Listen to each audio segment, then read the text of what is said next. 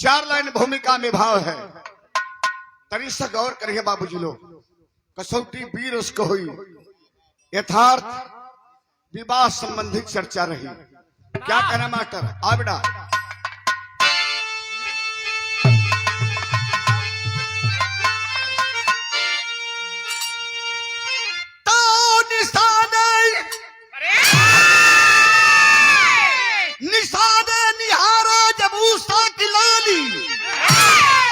तो चेहरे पर अक्तिम मुस्कुराई, कहीं पे किसी को जगह का बन घेरा,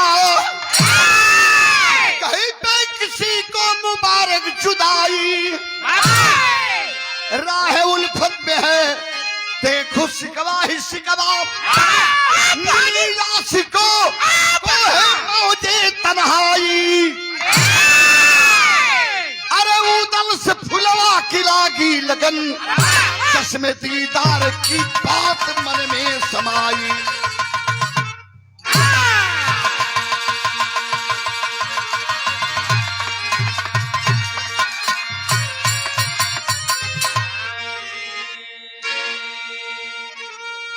कलिंगर नगरी गण महोबा, महोबा का उदल सरदार जमानी के दहलीज पर जब कदम धइले ताल्हा खंड बतावेला का वो जमाने में उतनी सुंदर वरण का एको मर्दे ना रहना।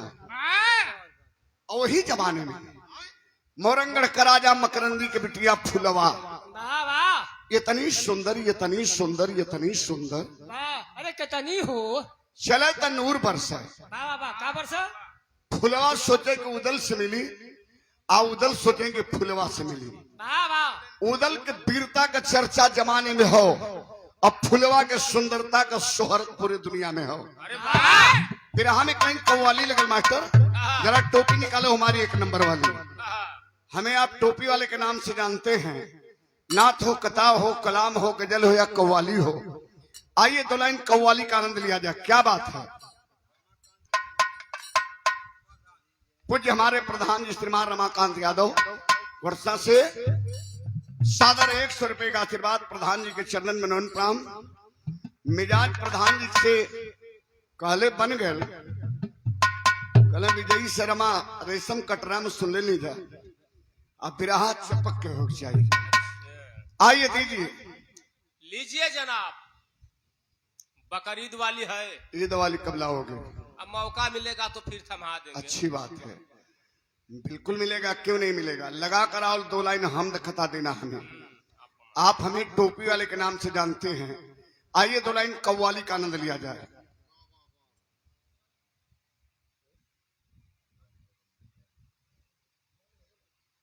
बड़े बुजुर्गों का मैं एहतराम करता हूं, मेरा वसूल है पहले सलाम करता हूं।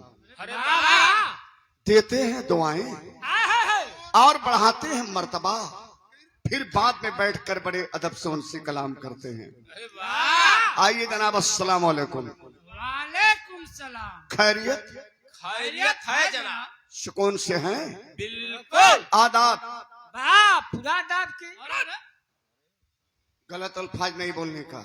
अल्फाज को वाला भैया, ये जो टोपी लगाए बैठे बाबूजी, या मैं खुद कौम के मुसलमान नहीं हैं। अरे वाह!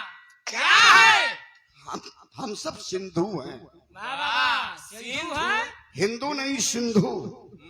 हिंदू न कोई मजहब है, न कोई धर्म है, न कोई जाति है, लेकिन होड़ लगा है हिंदू बनाने की। यहाँ के जो मूल निवासी है 6743 जातियां, ये सब सिंधु हैं। जब सिंधु घाटी से मूल निवासियों का आगमन हुआ भारत में, तो ये सिंधु है। लेकिन यहाँ तो हिंदू हिंदू का होड़ लगा है। बिरादरी कैठे है? यादव है, गडेरी है, कुनबी है, कुहार है, लोहार है, धोबी, धरकार, बिंद, बियार, मल्लाह, तेली, तमोली, चमार, खरी, खरवार, इतनी अलग अलग बिरादरी है। भाई हिंदू हो तो एक बिरादरी हो। जिसे मुसलमान है तो वो ये नहीं कहते कि मैं शिया हूं सुन्नी है, नहीं, जुलहा है, नहीं। उनका एक सूत्र है, मुसलमान है तो मुसलमान है तो मुसलमान। यहाँ तो अलग अलग हिंदू हैं। इसलिए कहना है कि हम सब सिंधु हैं। आइए दो लाइन नाच कथा। क्या कहना है? जाति धर्म की राजनीति में भारत अपना फंस गया है। भारत के राजनेताओं ने भारत को जाति धर्म की राजनीति में फंसाने का काम किए हैं बाबूजी। लेकिन क्या कहना है मास्टर? आइए थोड़ा देर के लिए हमें कव्वाल मान ली। इधर कव्वाला, वाह किधर कौवाला? इधर कव्वाला, वाह उधर खजुआला। नहीं ये है कन्हैया लाला, उधर कहते हैं। उधर है डब्लू हारमोनियम बजाने वाला। अच्छा, कहाँ गए? आइए मैं मांगता हूँ क्या मांगते हैं?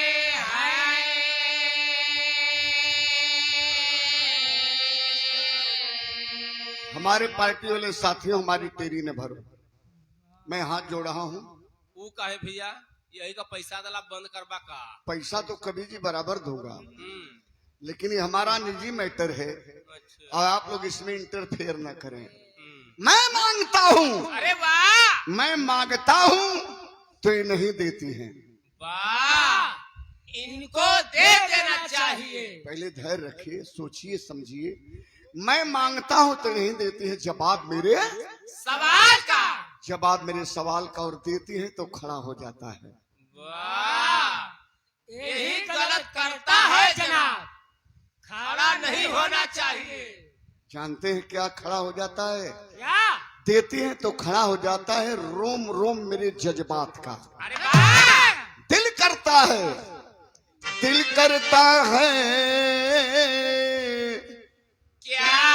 करता है? और ये तू और जरा से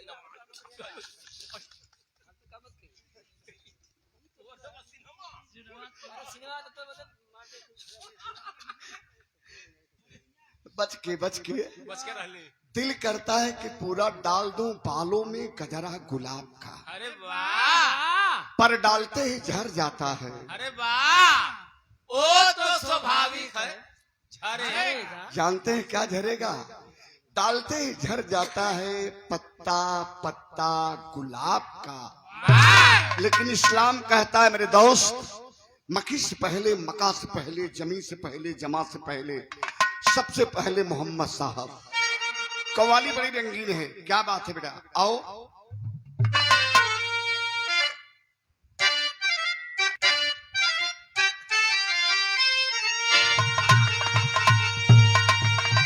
बड़ा है यूं तो रुतबा। अरे वाह वाह वाह, अरे किसका? बता रहा हूं हजरात, घबराओ नहीं। बताइए। बड़ा है यूं तो रुतबा, शौक सब अल्लाह वालों का, मगर कुछ और मुटर सबा है जोहरा के लालों का।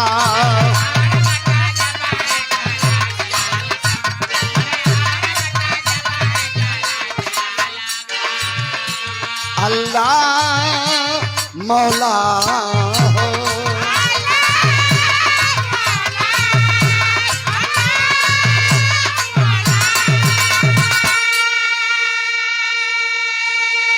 बड़ा है यूं तो रुतबा, शौक सभी अल्लाह वालों का, मगर कुछ और मुतर छपा है जोहरा के लालों का।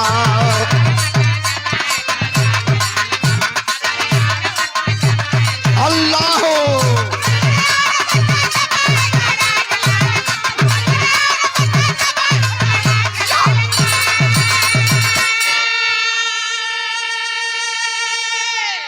कव्वाली नल बाबूजी, वाह हम बताइए कव्वाली बदल जाए, मेरे टोपी कलर बदल जाए। वाह, वाह। अब तोहार कलर कब बदले? तू पागल हुआ। न बदली। काला को काला न समझो, काला सब में आला है। काली पुतली काला सुरमा, ओ माय डियर आंख में रहने वाला है। अरे वाह, टेंशन नहीं लेने का, न टेंशन देने का। क्या बात है? जवानी का परिभाषा कभी लिखत हूँ। राजा जवानी एक बार जब आबैले अरे वाह, तो चोकरत चढ़ैले, हल्ला मचावत आबैली। जवानी और रही कह के चल ले ये भे जवानी खा लुच ना देखे ले तो ई देख कहा अरे ही अरे मत करा भैंस ले हुआ कहा ना बे करियो भैंसा ले ले ए! बात लिखल गई बिरहा में कैसे मास्टर अब आता जमानी जंग में अरे जौहर दिखाती मस्ती में जंग की ज्वाला उड़ती पार्टियों की बस्ती में जंग की ज्वाला उड़ती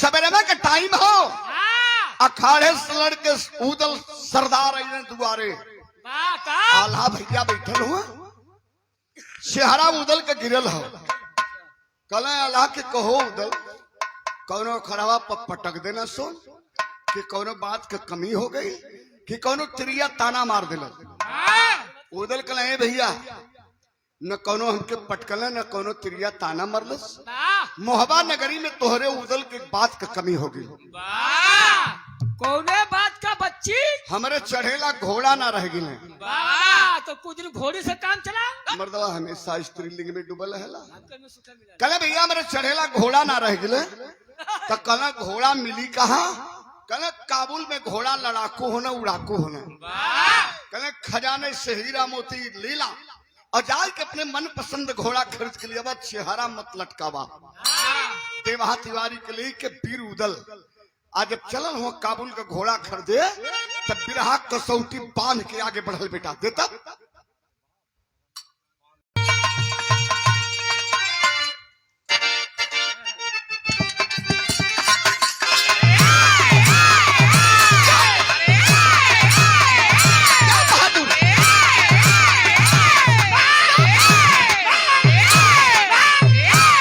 क्या बात है फटे न बाबू 17 तक बनल है एकदम बजावे में फटी कोनो दोष ना हो तोर थोड़े फाटी अगर फाटले ना पहने तोरे घरवा वाली कमर दे दालाल अब अरे मतलब में आता है बहाने से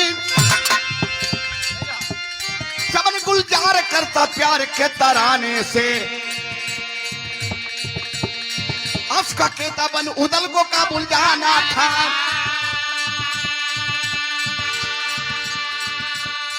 समझिए फुलवा से दीदार का बहाना था फूल से फुलवा का निधार किया जाता था उम्र के दौर का अंदाज लिया जाता था चले हैं के भाऊदा मोरन की नगरिया में चले हैं के भाऊदा मोरन की नगरिया में आग में डेरा डाले रात के जोरिया में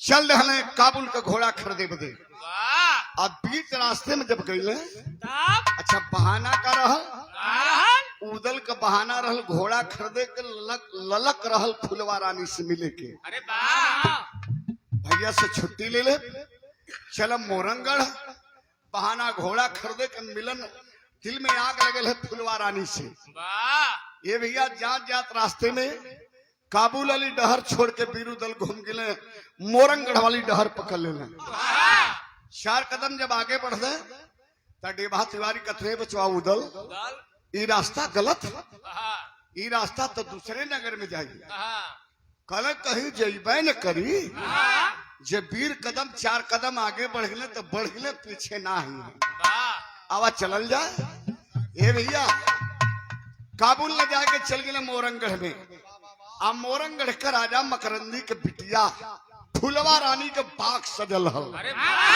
वही बाग में जाके डेबा तिवारी वीर उदल बैठल हुआ सवेरमा जब बहल तो बगिया में के आयल बिरहा में तर्ज बड़ी कचाकी लगल नंदलाल ये छत्तीसगढ़ में गावल जाले अरे वाह कौन गीत बा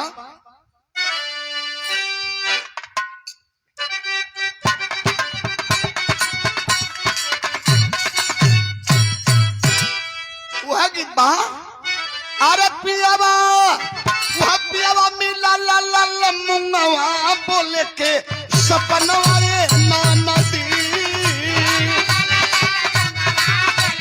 ये बहादुर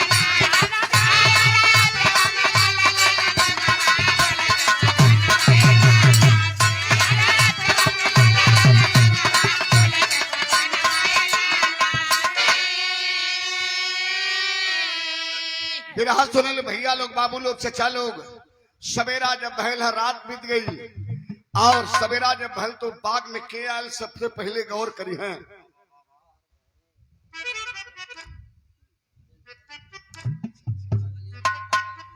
बेलसरी गाजीपुर हमार भांजा हुआ राजेश बाबू का भाई हुआ मुकेश बाबू इंस्पेक्टर पर बहुत बहुत धन्यवाद मुकेश बाबू, आपको बहुत बहुत धन्यवाद। सादर 50 रुपया पुरस्कार प्रदान के लिए। क्या बात है। अबा लालता वही बगिया में अरे बगिया में आइल बा मलिनिया तोड़े के सुमनवा रे बिहानी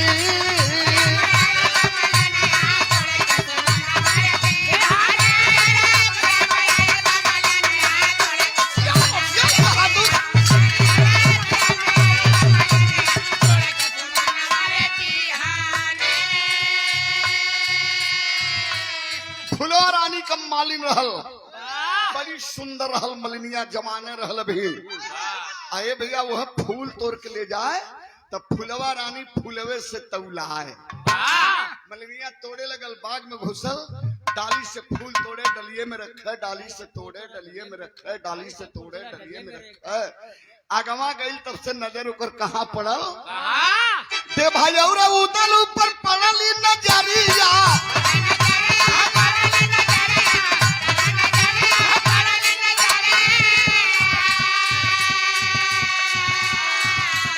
दरिया से उतर देना तुझको मोहरिया।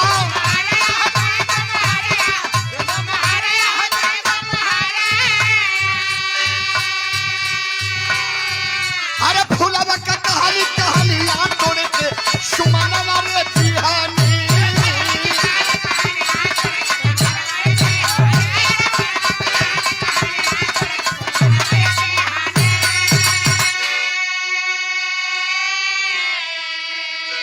हमारे आदर्श इस महफिल में शोभा बढ़ा रहे हैं, हम कलाकारों का हौसला अफजाई कर रहे हैं। माननीय रमाकांत यादव पूज्य प्रधान जी घुड़सा से पुनः 100 रुपए का आशीर्वाद। और हमारे शिवबदन गुरु जी, स्वर्गीय शिवबदन गुरु जी के परिवार से ही बिलोंग करते हैं आप, अजगरा के धरती से। भैया की ओर से शानदार 200 रुपए का पुरस्कार प्रदान किया गया। बहुत बहुत भैया के धन्यवाद बा। सुनने का आज बारात में बिरहाल है राम जन्म जाबाज के चलेलन। ये भैया तरीका और करी है। मलिनिया आइल, मलिनिया देखल तो लगल छनगे कल कवन हुआ रे। ये फुलवा रानी के बाग है, बिगर फुलवा रानी की इजाजत के ये मन के भौरा तक ना बैठते हैं। कौन हुआ रे? देभा तिवारी से उदल पूछे तो गुरु ये कौन है? कल बचवा यह मलिनिया है। यही से काम बनी बच्ची, काम यही से बनी। पहले कर मुंह बंद कर दा। कल का करें फिफियाई के पटक के चढ़ दी का ही बगिया में। कल नहीं मर्दबा गलत काम नहीं। जब घोड़ावा खरीदे बदे मोतिया लेवा मोहबा वाली तो चट्टे फेंक दा। उदल डलने झोली में हाथ मलिनिया को सरकत हुआ। मोर भौजी, मोर भौजी। कल अरे दो गला कौने नाते भौजी रे निकाल के मोहबाली मोती फेंकल। परल परल मलिनिया के सारा में जब मोती पंचो तब मोतिये पर मोहाई गिल, ओकरे मुहे में पानी आए गल। पूरा पानी आए गई की का कहला जे भैया मोहाई गई। कल ए बबुआ इतनी सुंदर मोती। कल भौजी मोतिये से तो के लाद दे, खाली बताए दे कि फुलवा रानी कौने बरन के है। कल बबुआ बताऊ देव, दिखाऊ देव, ढेर मन करी तब मिलाऊ देव। अरे वाह कल जहिया मिला देवी तहिया मोतिये से लादू देव। लेके मलिनिया देभा तिवारी बिरुदल के घरे गई अपने त जल्दी आई गई कि माला न बनोली, श्रृंगार न कैली, खैली ना अल्लाह का न पियौली। कल मलिनिया तो भौजिए लगवी दे मलवा हम बना दी जाए के श्रृंगार के लिए खाना खाए ले लगला उदल माला बनाए बिरहात चढ़ गिले पर्दा बेटा तनी चढ़ा दे ललकार के आता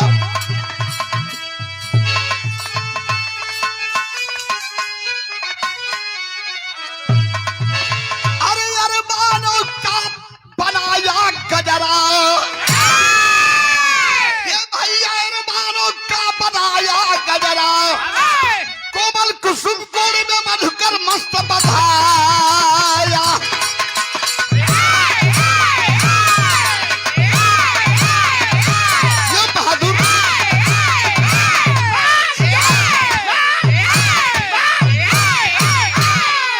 शाबाश शाबाश कोमल कुसुम कोण में मधुकर मस्त बधाया अरमानों का बनाया गधरा मनुष्य देदा बहादुर के ठीक है तो भैया चुप रहा मर्दबा लोहा गरम रहे तो टीका टिप्पणी मत कीजिए गाँव में जाओ का मूड मिजाज होला और तुहार मूड मिजाज कहीं और रहेला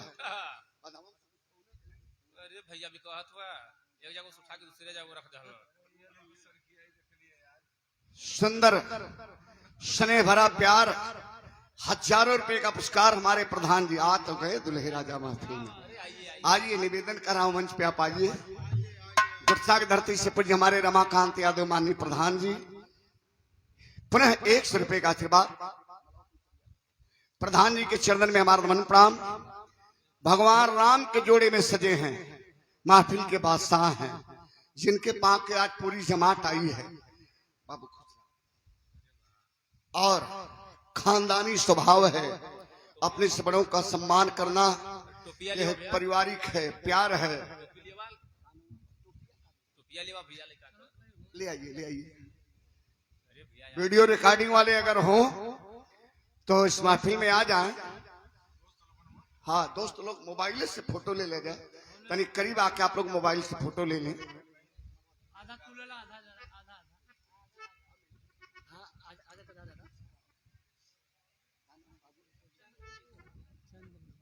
चंद्रजीत बाबू चंद्रजीत यादव देखिए आज दुल्हे राजा के रूप में हमारे मंच पे आसीम है बड़का भैया भी आपके हैं बड़ा खानदानी प्यार है क्योंकि मैंने निवेदन किया है कि जयमाल पर से जब खाली होंगे तो दुल्हे राजा को ले आइएगा और हमारे निवेदन को आपने स्वीकार किया चंद्रजीत बाबू आपकी आंखें कभी नम न हो आपके जीवन में कभी कोई कम न हो पूरे घरात बारात को उस समय सम्मान कर रहा हूं दुल्हे राजा जी का चंद्रजीत बाबू आपकी आंखें कभी नम न हो आपके जीवन में कभी कोई कम न हो आपको मिले दाम्पत्य सूत्र बंधन का हजारों खुशियों का अंबार चाहे उस खुशी में हम सब लोग क्यों न हो जरा एक बार जोरदार ताली बजा कर आप लोग सम्मान करिएगा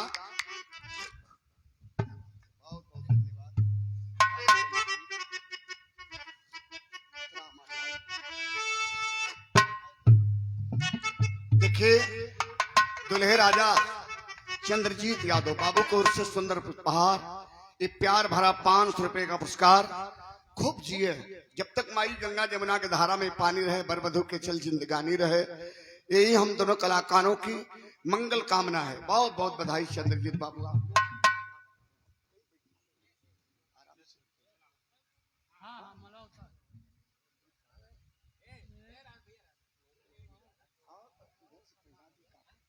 रुचि के भी हो जाए राम जन्म को तो रुचि के भी सम्मान हो जाए यही हमारी बात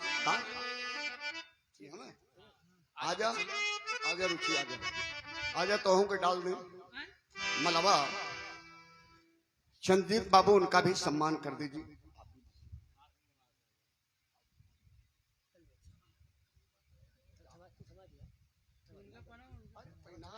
इनका जयमाल हो गल है दोनों दिक्कत ना है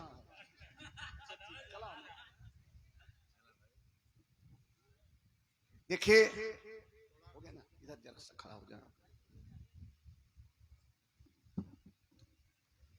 हम दोनों कलाकारों के बीच में चंद्रजीत बाबू रुचि राम जन्म का सम्मान करते हुए क्या बात है और पूरे परिवार की ओर से पूरे बारात पक्ष से सबके ओर से चंद्रजीत बाबू दुल्हे राजा जी आज सम्मान किए हम लोगों का क्या बात है बहुत बहुत धन्यवाद बहुत बहुत धन्यवाद आपको बहुत बहुत प्यार देखा तो चल गई वो हर तनके में बिगड़ जाती ये से बनल है चाहिए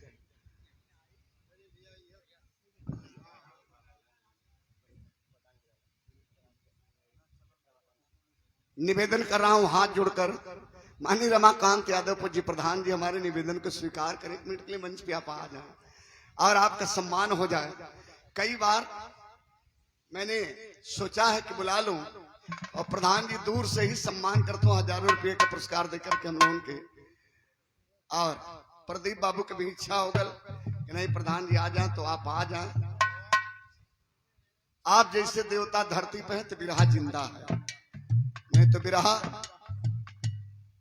को लोग कहाँ सो रहे हैं। द्वार पूजा लगल, जयमाल भर बराती खाना खिला निकल गए घरे, और बारात के पा करके देखिए हमारे मंच पे हमारे पूज्य प्रधान जी कई बार हम लोगों का सम्मान किए हैं। गुर्ता के धरती से माननीय रमाकांत यादव प्रधान जी बीर उदल माला बनाए के डलिया में सजा दिल, मलनिया आइल खाना खा के झट से डलिया उठौले लेके पहुंच गए मालूम है कहा, फुलवा रानी के महल में।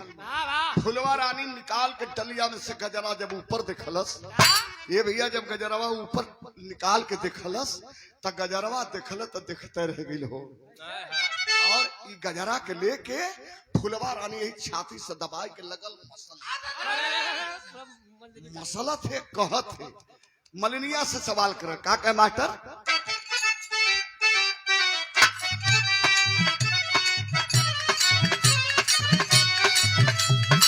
माला कौन बनाई, माला कौन बनाई, बतला दे हमारी भौजी।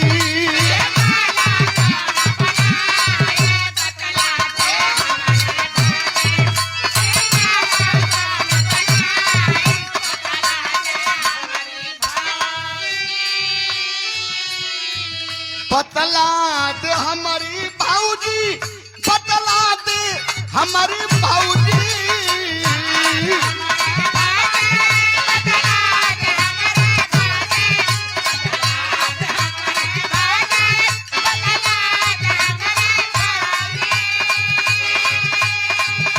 ये मोती कहाँ से पाई, बतला दे हमारी भौजी। बहुत अच्छे बहादुर।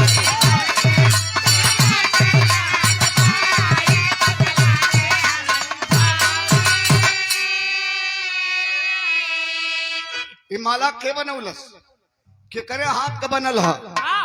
फुलवा रानी का मलिनिया कला नंदो बहुझक्कल हो का, अरे हम ही फूल तोड़ीला हम ही बनाईला कला ना ना तोरे हाथ कना बनल उदल कारीगरी का कैले है। मलवा में मोहबा वाली मोतिया इकट्ठे डाल दिले है, मोहबे वाली मोती इकट्ठे डाल ना मोतिये पे तो फुलवा मोहाई गई, बधाई के लगल दबावे उधर कहला अरे ये तोरे हाथ कना बनल है। कहला नंदो यकीन करा, कहला तू बनौली तो मोती कहाँ से पौली जन माला में डलले है। मलिनिया कहला अब नहीं ये मुसर चंडवा हमके मोतिया देवे कल मलवा में कैसे डाल दिलस।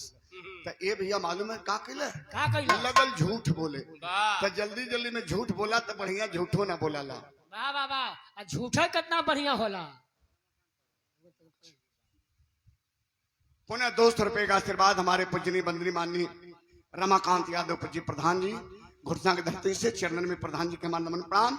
ए भैया लगल झूठ बोले का बोलो थे मास्टर, तब मालिन है बतलाई मोरी लहुरी बहन आई।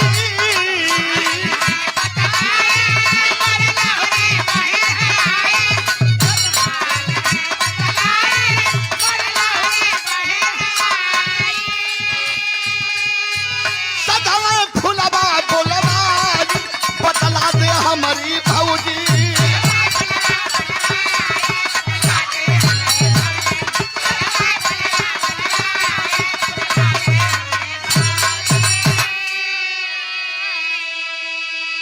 मलिनिया बहाना बनाते ए नंदो बताई ना, ए नंदो बताई ना, कल बताओ कि बताई ना न कैले है। कल हमार लहरी बहनी आई है अपने ससुरमा से मोती ली आई है आ वह मलावा में डाल देलस। फुलवा रानी कल ओ हो अरे भौजी तोर बहन जब इतनी सुंदर मोती माला में डाले थे तो वो कितनी सुंदर हुई रे।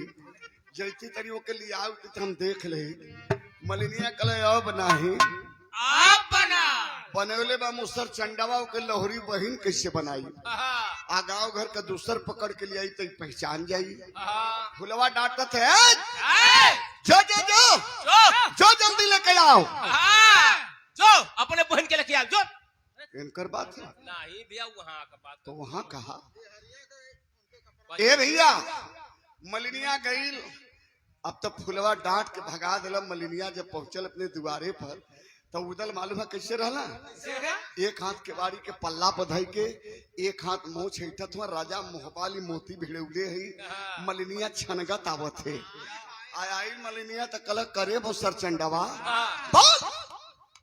करे मलावा मोतिया कहाँ डाले रे उदल हंस के कल भौजी चाहे मुसर चंडवा कर चाहे बेवड़वा कर हमार मोतिया तो रे रानी के भावल ना का कल अरे भावे के मत कहा हम कल माँ लहरी बहन बनौले तो कथे जो के लिए आया तो के लहरी बहन कैसे बनाई उदल कले भाऊजी अरे के साया पहना के साड़ी पहना के ब्लाउज पहना भाऊज मेहरारू भैले हैं कल साया पहना दे साड़ी पहना दे ये 1.5 गज के छाती में ब्लाउज का नंबर का लगी वो बेलबेट वाली वो जमाने में बेलबेट चलत रहा उसमें कैसे रहा का मर्दवा बाप माकुड़ ने बतिया वाला उधर कला देख भाई तोर छाती पातर है हमार छाती चाकर है न अगर एक ठे आटे तो दूठे ब्लाउज डाल दे खेहर से डाल दे खेहर से डाल दे पिछवा सी दे मलिनिया कल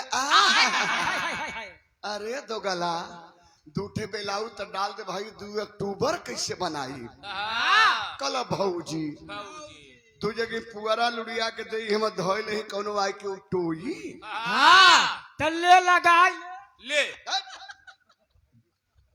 एकदम छछायल हुआ ये भैया बढ़िया वीर उदल के बनावटी मेहरारू बनाई के श्रृंगार कई के मलिनिया आगे आगे पीछे पीछे उदल जब चलल हुए तब राह में तर्ज ऊ लगल स्वर्गीय रामदेव गुरु गाँव में दुल्हन डरपोक रहल दुल्हा चबोक रहल हड़ाक से हल गए दुल्हनिया गरगराय के खड़ी होके कहले रहल का के लेल मास्टर दे बेटा अरे या भाई उमरिया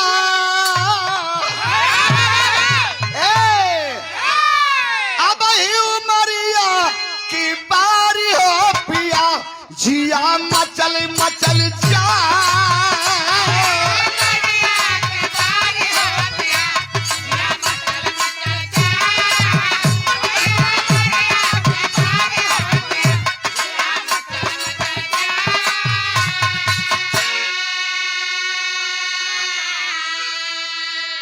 इंडियन आर्मी के जाबाज जवान सेना में रहे आप दुल्हे राजा जी के पूज्य चाचा जी श्री राम धनी यादव भारत के रियल हीरो नकली हीरो तो सिनेमा के पर्दा पर होना लेकिन जो सेना के जाबाज जवान है जो इंडियन आर्मी के जाबाज जवान है हमारे हिंदुस्तान हमारे भारत के रियल हीरो हैं दुल्हे राजा जी के पूज्य चाचा जी के कार्यक्रम द्वारा ये हजारों रुपए का आशीर्वाद देकर के हमें सम्मानित किया गया साहब को सादर जय हिंद आप सबको बहुत बहुत से प्रणाम बा ये भैया यह गीत रहल लेकिन मलिनिया आगे आगे पीछे पीछे वीर उदल जब चलन हो तो कभी लिखा था कैसे मास्टर अरे उदल के सुंदरी अब नारी बना अरे उदल के सुंदरी नारी बनाए चली भौजी लिया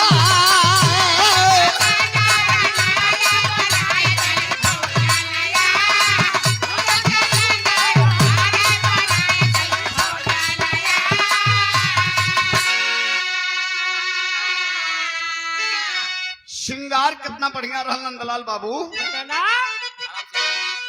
कुछ क्यों भार सोए कलमा में पाई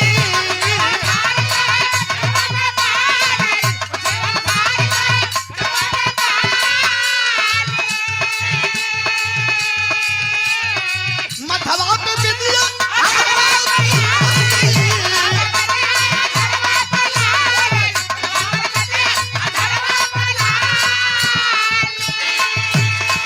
अरे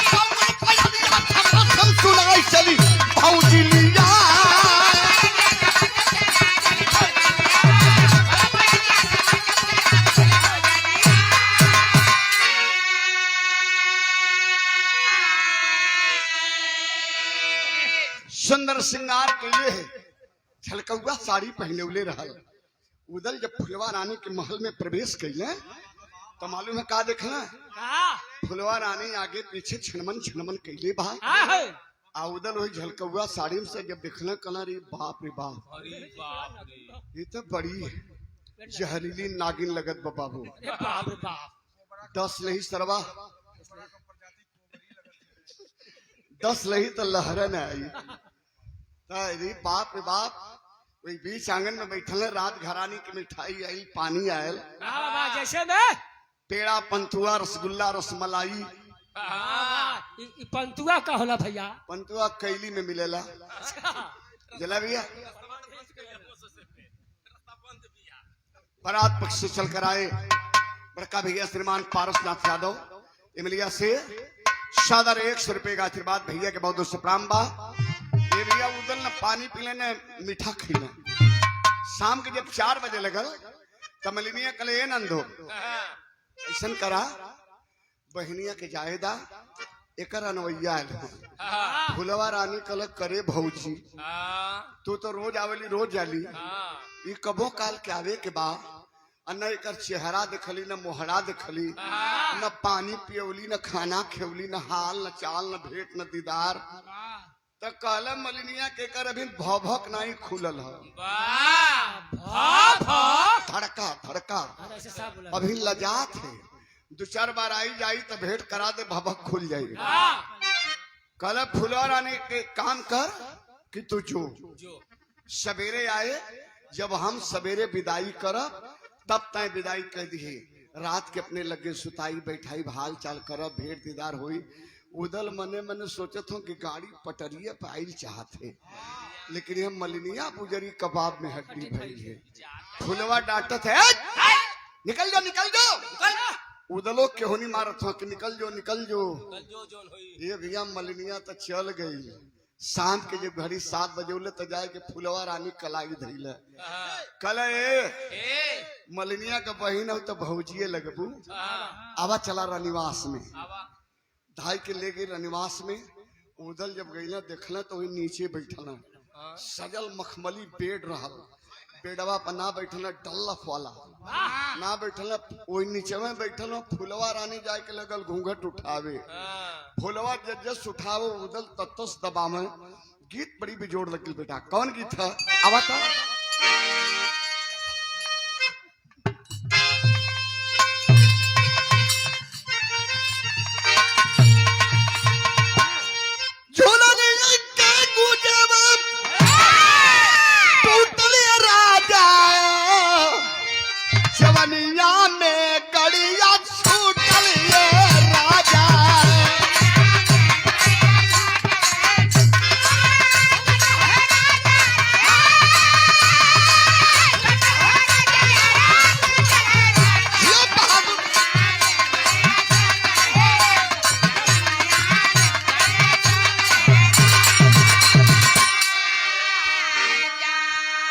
वही बंद कोठरी में फुलवा रानी के घूंघट, फुलवा रानी वीर उदल का घूंघट लगल उठावे। आज जब फुलवा उदल का घूंघट उठावे ऐखे बात कहे का कहे मास्टर? तनिका घूंघटवा अरे खोलो ये भौजी लगाई गईलू काहे बोलाए भौजी।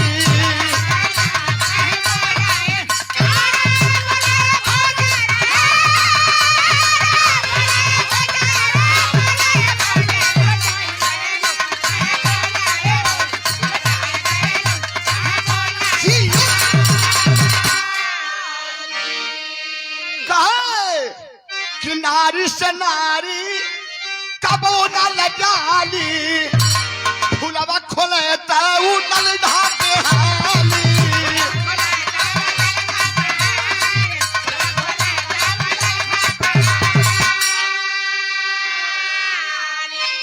नारी तो हूँ अनारी हम हूँ कल जालू आवा न पानी पीलू न खाना खैलू न चेहरा देखलू न मोहरा देखलू। आवा अब नीचे में बैठा हुआ बिडवे पर सूता घड़ी आधी रात बजाओ थे। ये भैया फुलवा वो करोटे उदल जमही डल्ला पर बैठल है वाह गच से 10 गुना 1.5 फुट नीचे आ दोनों गोड़ ऊपर हो गए ऐसे ना कहना भैया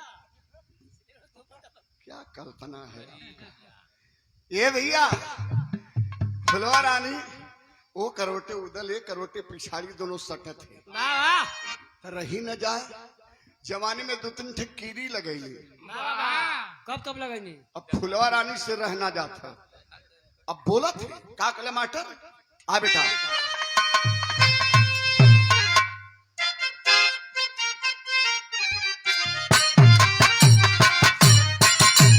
वाह वाह बारे हनीफ चाचा कैसे मास्टर रतिया में फूलवा पूछी काम ससुरारिया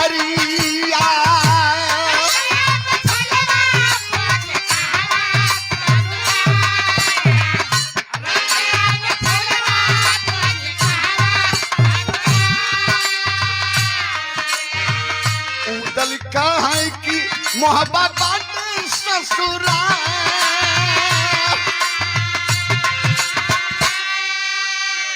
फूलवा कही कि भौजी उदल के सूरतिया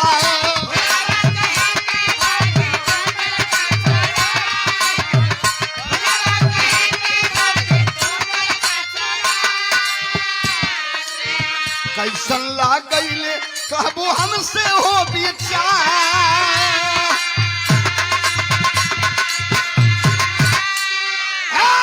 उदल का सूरतिया न दो कहलो ना कहाली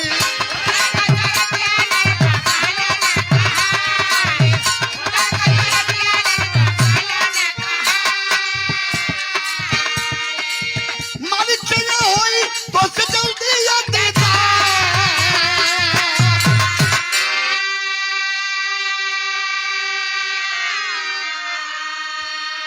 बतिये बतिये में बतिये बच गई वाह बिरहा सुनल बाबू लोग अब फुलवा से रहने या फुलवा पूछे थे भौजी इतने बता दा तोहार ससुरार कहाँ है ए बदे पूछत है कि जौन माला में मोती डलेलू हम मन के मोह लेलस वाह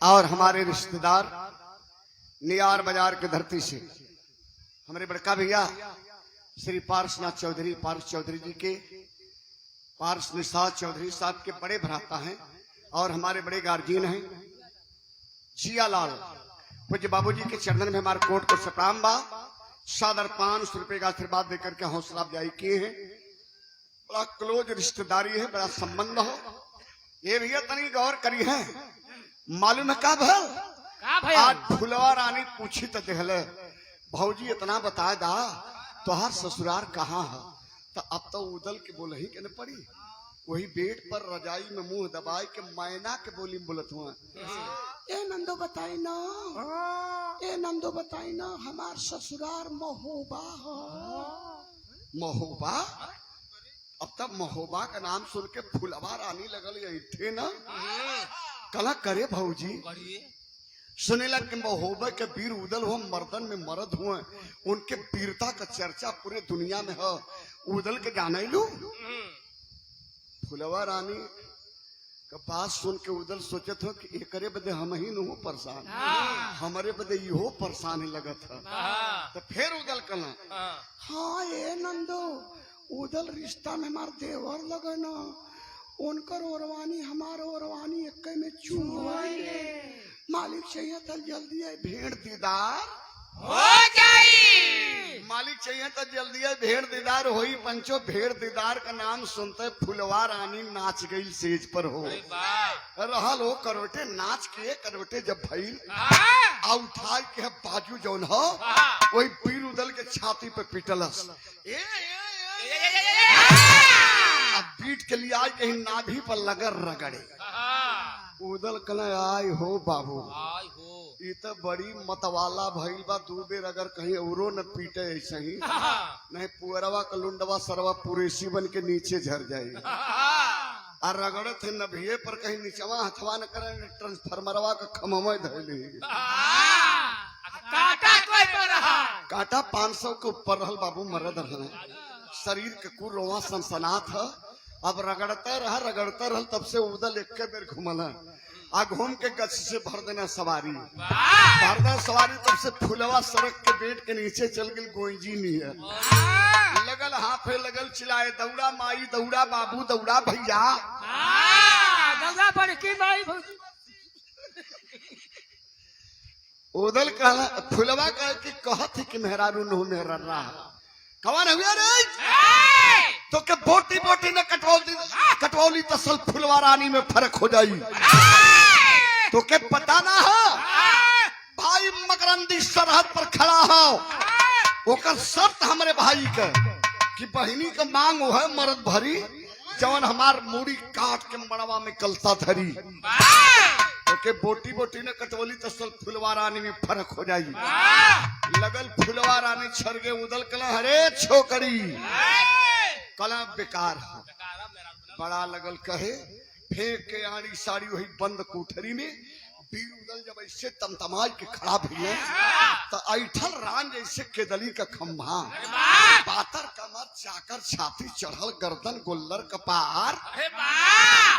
मोचिया कैसा रहा पहलवान। तोरे जैसन मर्दन के गर्दन बधदा तो हरियर खीरा का सलाद बन जाए। धारदार जब देखला फुरवा रानी तो सिकुड़ गई। ये भैया लगल वही गोड़ उदल के पैर पर गिरे सर झुकावे लगल कल माफ कदा कैसे कले बेटा तनी बढ़ा ले बाबू आबा।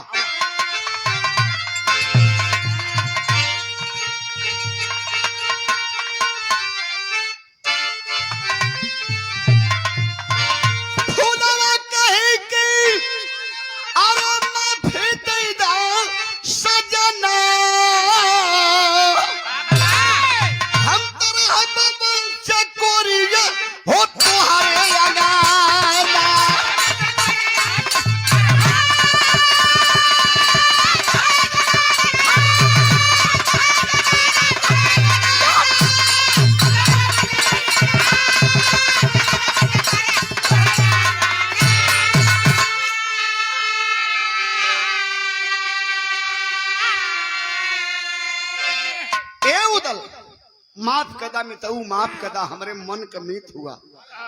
उदल से कल की क्षमा कैदा। उदल लगना झटके कला बिन बोटी बोटी कटवाओ तो लिए क्षमा मांगत है।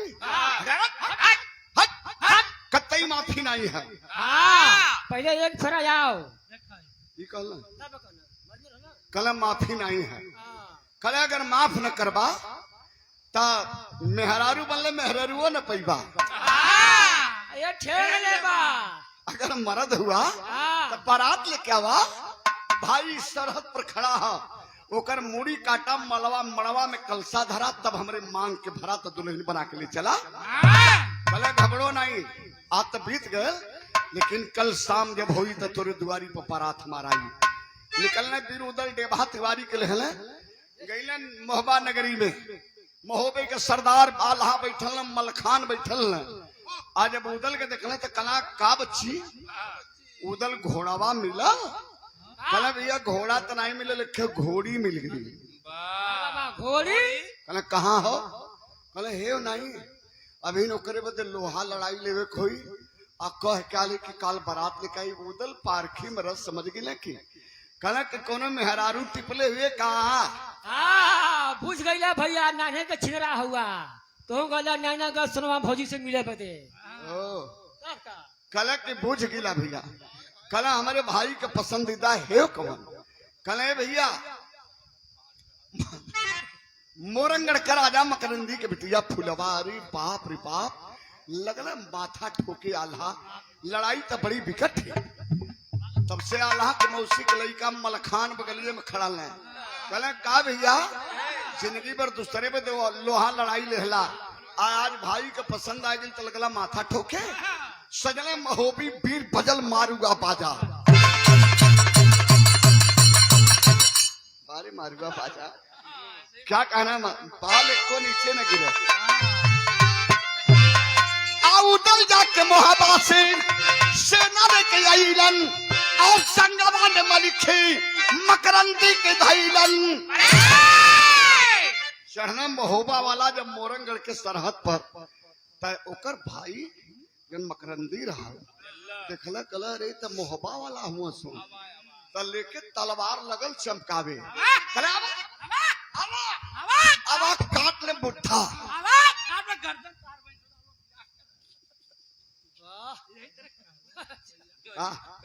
बारे फुलवा का भाई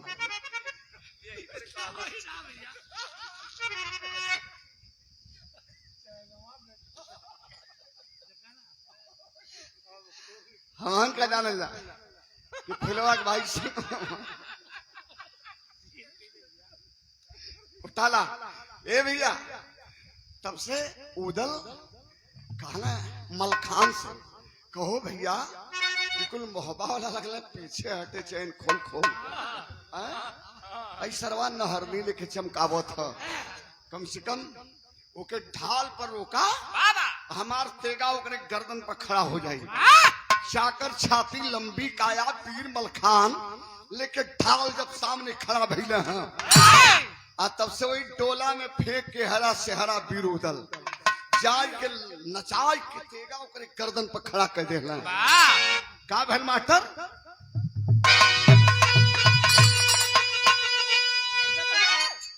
उदल पहनाए मुर्गवा न कांगना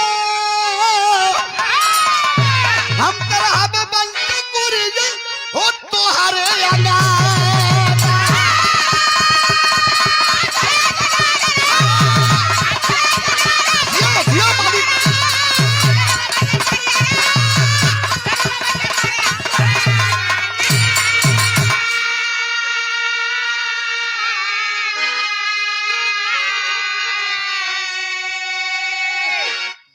खान रोकल उदल ओकरे गर्दन पर तेगा लगा के निहुरा दे नेहरोले नेहरोले लेकिन वही अंगना में ठोकर मारत कल अरे छोकड़ी फुलवा देख ले महोबे के सरदार उदल का तेगा तेरे भाई के गर्दन पर खड़ा हो खींचा एकर कट के मूड़ी कलसा बन जाई तब से डेबा तिवारी दुलदुल दुलदुल दौड़त हुए छोड़ दे बचवा एक कैसार हो राती का लावा परछी दाना गुड़ पहुंचाई खिचड़ी के दिन खाली खाए के फेरा मंगवा दे ये भैया छोड़ देने और फुलवा रानी का मांग सजा के पीर उदल लेके महोबा में इले तो वो जमाने में इसनो बियाह है लड़की अगर पसंद आ गई तो ढाल चले चाहे तलवार चले बियाह हो तो शुभ विवाह के पावन घड़ी बेला में पीर उदल के विवाह के चर्चा रही क्या कहना मास्टर गुरुदीन मोहम्मद राम सेवक सिंह शिव बदन की बानी कथन करें कि हरिद्वार संगम्बिका जी सैलानी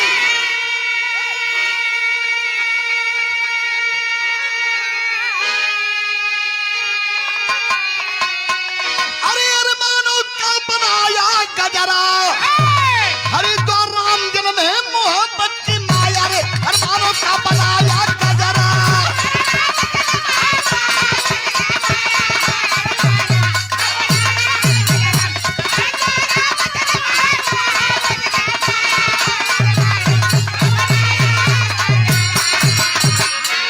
बहुत बहुत धन्यवाद आप सबको बहुत बहुत से प्रणाम।